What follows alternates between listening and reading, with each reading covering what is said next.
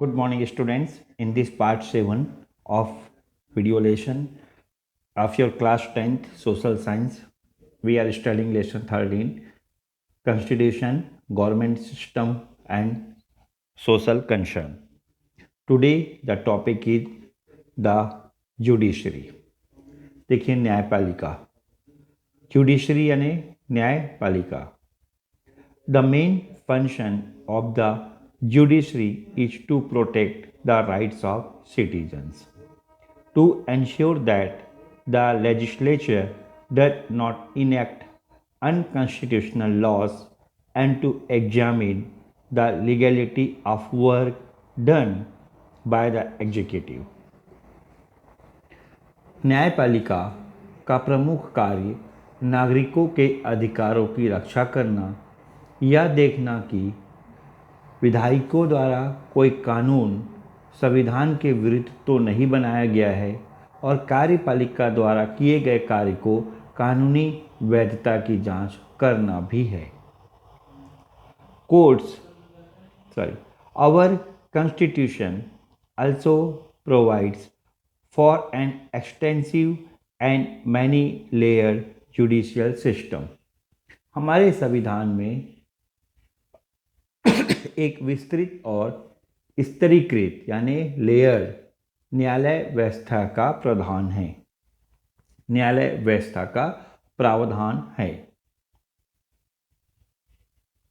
Courts have been established from the district to the national level.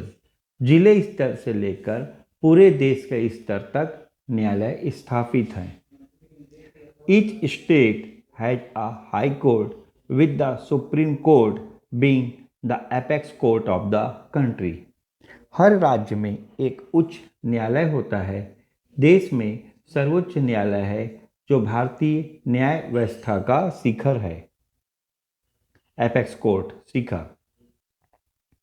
In every society there are conflicts between individuals, between groups and between individuals and the government.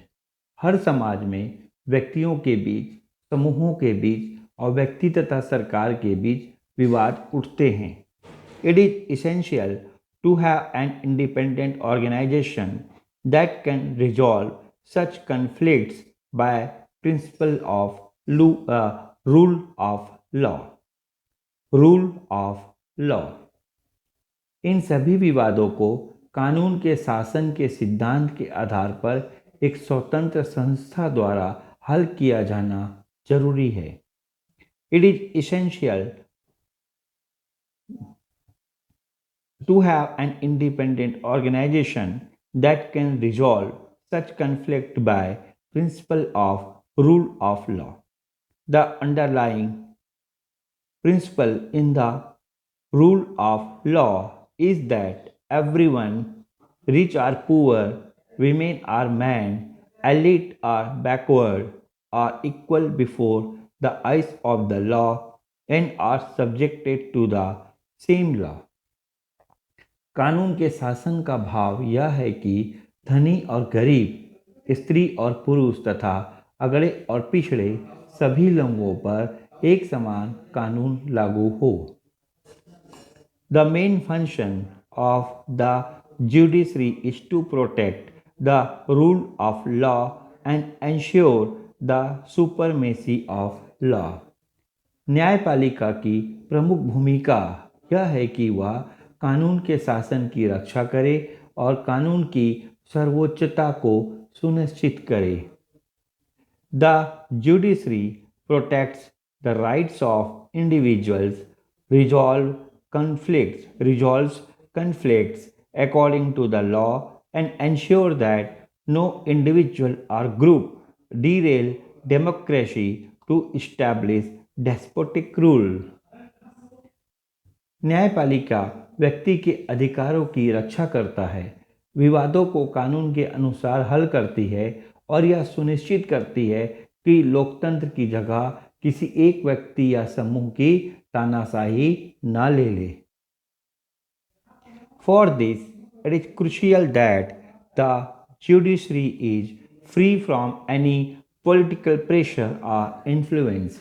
इसके लिए यह जरूरी है कि न्यायपालिका किसी भी राजनीतिक दबाव से मुक्त हो। This can be seen in the provisions for appointing judges and deciding their tenure. यह न्यायाधीशों की नियुक्ति, कार्यकाल आदि संबंधित प्रावधानों में देखा जा सकता है। Judges of the Supreme Court and High Courts are appointed by the Chief Justice on the advice of the President Council of Ministers. न्यायाधीशों की नियुक्ति सर्वोच्च न्यायालय के मुख्य न्यायाधीश की सलाह पर राष्ट्रपति मंत्रिपरिषद की सलाह के अनुसार उच्चतम व उच्च न्यायालयों के न्यायाधीशों को नियुक्त करता है। It has been a tradition followed over the years for the president to appoint judges on the advice of the chief justice. पिछले कई दशकों से यह परंपरा बनी है कि मुख्य न्यायाधीश की सलाह के अनुरूप ही राष्ट्रपति न्यायाधीशों की नियुक्ति करे।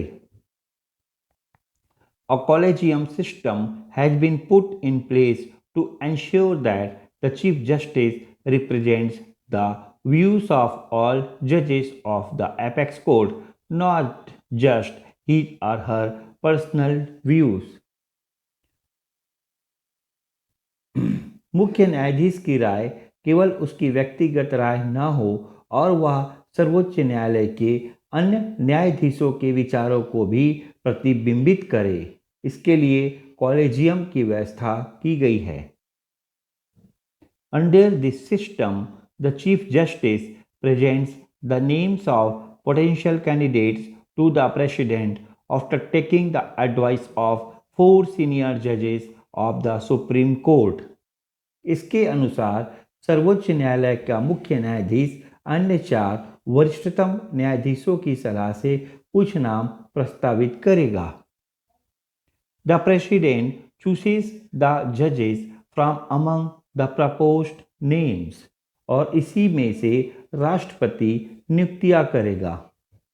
The advantages, disadvantages of this system are currently being debated and attempts are being made to reform it.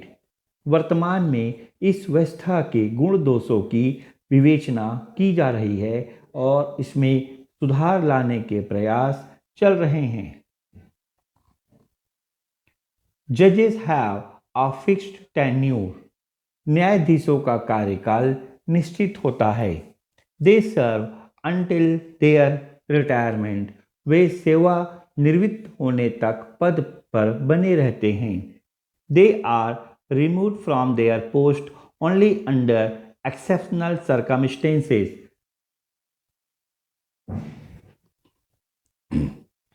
केवल अपवाद स्वरूप विशेष स्थितियों में ही न्यायाधीशों को हटाया जा सकता है। They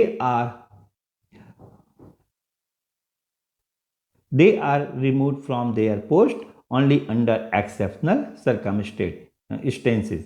The legislature had no role to play in their appointment or in fixing their remuneration. उनकी नियुक्ति में और न ही उनके वेतन निर्धारण में विधायिका का कोई भूमिका है। Thus, the judiciary is free from party politics and other pressures and can function independently. इस कारण न्यायाधीश दलगत राजनीति व अन्य दबावों से मुक्त होकर अपना काम कर सकते हैं।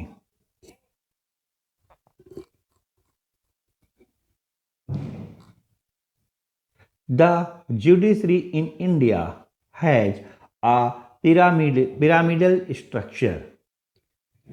भारत में न्यायपालिका की संरचना पिरामिड की तरह है।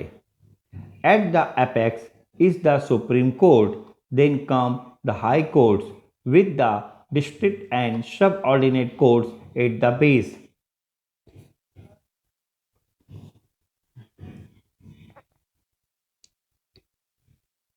जिसमें सबसे ऊपर सर्वोच्च न्यायालय, फिर उच्च न्यायालय, तथा सबसे नीचे जिला और अधीनस्थ न्यायालय है। The lower courts functions under the supervision of the upper courts. नीचे के न्यायालय अपने ऊपर के न्यायालयों की देखरेख में काम करते हैं।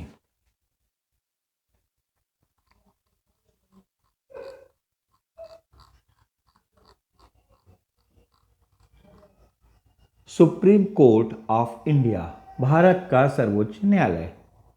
The supreme court has a special place in the constitution.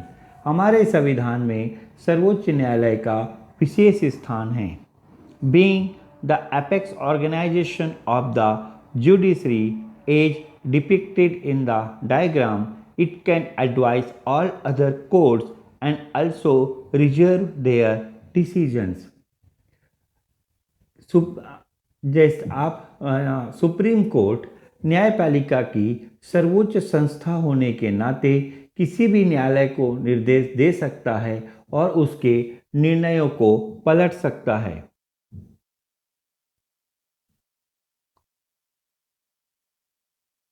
It's decision define the law.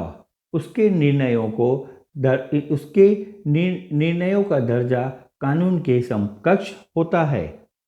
Some of the main functions of the supreme court include the following. सर्वोच्च न्यायालय के कुछ प्रमुख काम इस प्रकार हैं। हियर अपील ऑफ सिविल,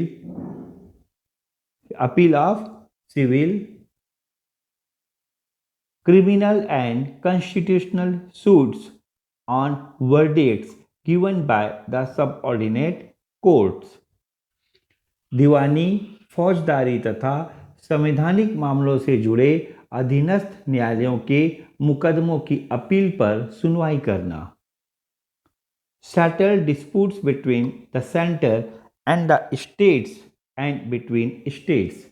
संघ और राज्यों के बीच तथा विभिन्न राज्यों के आपसी विवादों का निपटारा करना। Advice the president on any law और मैटर ऑफ पब्लिक इम्पोर्टेंस। जनहित के मामलों में तथा कानून के मसले पर राष्ट्रपति को सलाह देना। Hear petitions for protecting the fundamental rights of individuals and issue writs to enforce fundamental rights। Here, petitions for protecting the fundamental rights of individuals and issue writs to ensure fundamental rights। व्यक्ति के मौलिक अधिकारों की रक्षा के लिए याचिका सुनकर आदेश जारी करना।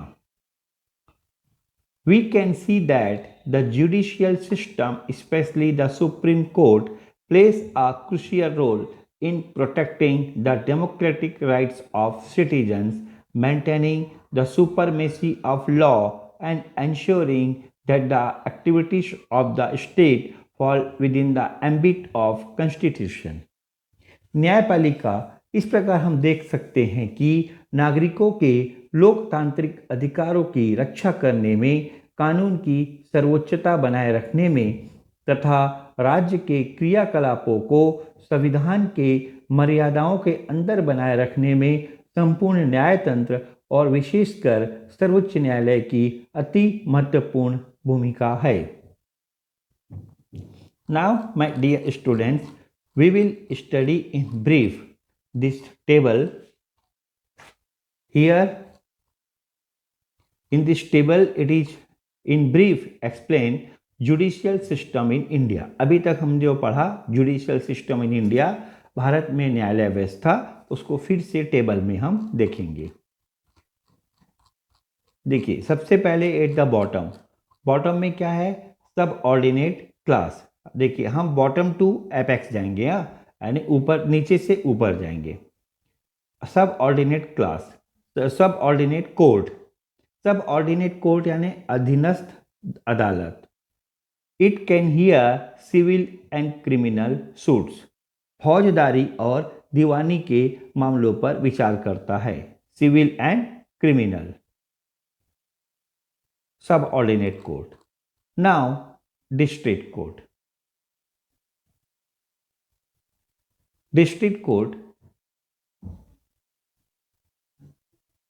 It can hear cases filed in the district, जिले में दायर मुकदमों की सुनवाई करता है। It can hear appeals on verdicts of lower court, और निचली अदालतों के फैसले पर की गई अपील की सुनवाई करता है। It passes verdicts on grave criminal cases, और गंभीर किस्म के अपराधों पर फैसला लेती है। Now here high court. High court उच्च न्यायालय, देखिए डिस्ट्रिक्ट कोर्ट यानी जिला न्यायालय। High court it can hear appeals on verdicts of lower courts, निचली अदालतों के फैसले पर की गई अपील की सुनवाई कर सकता है। It can file a writ for restoration of fundamental rights, मौलिक अधिकारों को बहाल करने के लिए रिट जारी कर सकता है। It can settle cases with in the jurisdiction of the state, और राज्य के क्षेत्राधिकार में आने वाले मुकदमों का निपटारा कर सकता है। Now supreme court. Supreme court of India, Bharat का सर्वोच्च न्यायालय। Its verdicts are binding on all courts, इसके फैसले सभी अदालतों को मानने होते हैं।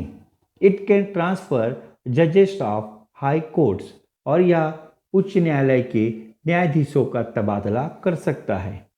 It can call up any suit being heard in a lower court, यानी यह किसी अदालत का मुकदमा अपने पास मंगवा सकता है। It can transfer a case being heard in a high court to another high court, यानी यह किसी एक उच्च न्यायालय में, हाई कोर्ट या उच्च न्यायालय में चल रहे मुकदमे को दूसरे उच्च न्यायालय या हाई कोर्ट में भिजवा सकता है।